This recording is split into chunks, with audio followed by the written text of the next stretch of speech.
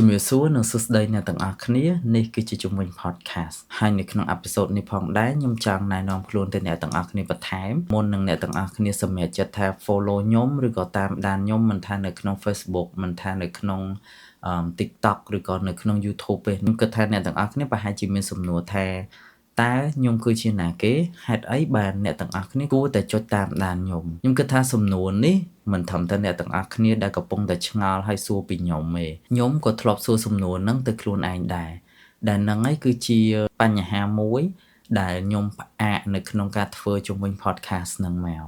ហើយមួយវិញទៀតដោយសារតែជំវិញ podcast ជាក់ស្ដែងយើងបង្កើតឡើងខ្ញុំមាន team 3 នាក់ហើយដោយសារតែពួកគាត់ level រៀងខ្លួនទៅអត់ទាន់អាចបែងចែកពេលវេលាគ្រប់គ្រាន់អញ្ចឹងហើយខ្ញុំក៏សម្រេចចិត្តថាខ្ញុំនឹងដំណើរការជុំវិញ podcast នេះតែឯងសិនហើយខ្ញុំគិតថានៅថ្ងៃណាមួយនៅពេលដែលពួកគាត់អាចបែងចែកពេលវេលារបស់គាត់គ្រប់គ្រាន់ហើយ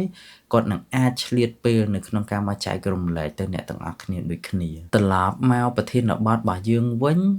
Who am I តើខ្ញុំគឺជាណាគេមែនតើខ្ញុំមិនមែនជាបុគ្គលជោគជ័យមកពីណាទេអញនិយាយបានថាខ្ញុំគឺជាមនុស្សធម្មតាដូចអ្នកទាំងអស់គ្នាអញ្ចឹង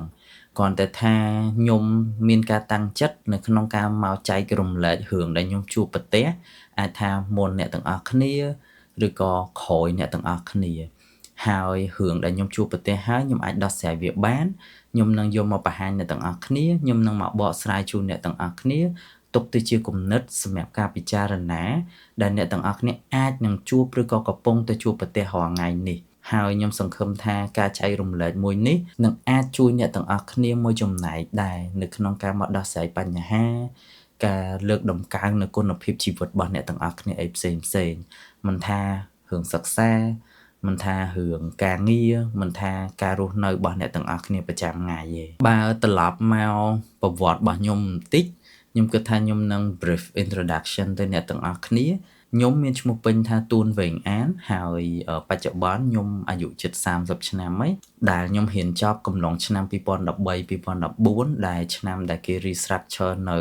education system នៅក្នុងប្រទេសរបស់យើងហើយជំនាន់ហ្នឹងពេលប្រឡងថ្នាក់ទី12គឺតឹងមែនតើជាក់ស្ដែងខ្ញុំបានទទួលអាហារូបករណ៍នៅសាលាសាកលវិទ្យាល័យភូមិន្ទភ្នំពេញខ្ញុំមានជំនាញពាក់ព័ន្ធជាមួយនឹង International Business Management ដែលយើងហៅកាត់ថា IBM ឬក៏ជាភាសាខ្មែរថាគ្រប់គ្រងពាណិជ្ជកម្មអន្តរជាតិខ្ញុំរៀនចប់នៅក្នុងកំឡុងឆ្នាំ2018ហើយបន្ទាប់ពីខ្ញុំរៀនចប់ជំនាញ International Business Management ហ្នឹងហើយខ្ញុំចាប់ផ្ដើមធ្វើការក្នុងផ្នែកធនធានមនុស្សរយៈពេល6ឆ្នាំជាងហើយបើរាប់មកដល់ឥឡូវខ្ញុំសង្ឃឹមថាបទពិសោធន៍ដែលខ្ញុំឆ្លងកាត់រយៈពេលប្រហែលឆ្នាំដែលខ្ញុំប្រឡូកនៅក្នុងវិស័យ HR ឬក៏ធនធានមនុស្សនេះក្នុងការទៅលើកកម្ពស់គុណភាពជីវិតរបស់អ្នកទាំងអស់គ្នាការសិក្សារបស់អ្នកទាំងអស់គ្នាឬក៏នៅកន្លែងការងាររបស់អ្នកទាំងអស់គ្នាតទៅមុខទៀតខ្ញុំនឹងចែករំលែកនៅចំណេះដឹងទាំងអស់ដែលខ្ញុំមាននិងបញ្ហាដែលខ្ញុំជួបប្រទះប្រចាំថ្ងៃទៅអ្នកទាំងអស់គ្នាហើយខ្ញុំសង្ឃឹមថា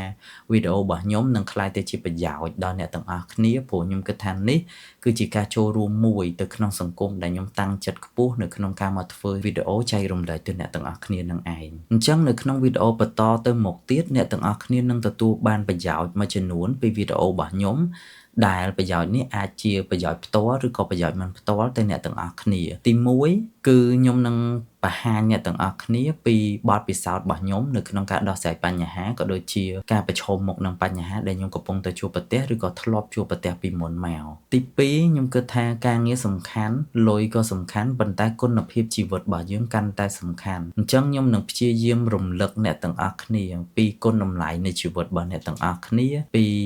គុណភាពជីវិតរបស់អ្នកទាំងអស់គ្នាដូចគ្នាហើយទី3ខ្ញុំគិតថាអ្នកទាំងអស់គ្នានឹងទទួលបានពីខ្ញុំដូចជាចំណេះដឹងមួយចំនួននៅក្នុងការរៀបចំអនាគតរបស់អ្នកទាំងអស់គ្នាឬក៏បទពិសោធន៍ដែលខ្ញុំធ្លាប់ជួបប្រទះវិធីសាស្ត្រដែលខ្ញុំបានផ្លាស់ប្ដូរខ្លួនឯងរហូតមកដល់បច្ចុប្បន្នក៏ដូចជាការគ្រប់គ្រងពេលវេលាអីផ្សេងអញ្ចឹងសម្រាប់ថាវីដេអូរបស់ខ្ញុំថ្ងៃនេះមានតែប៉ុណ្្នឹងទេអរគុណច្រើនអ្នកទាំងអស់គ្នានៅក្នុងការចូលតាមដានទស្សនានៅវីដេអូមួយនេះហើយយើងជួបគ្នានៅវីដេអូបន្តទៀតអរគុណ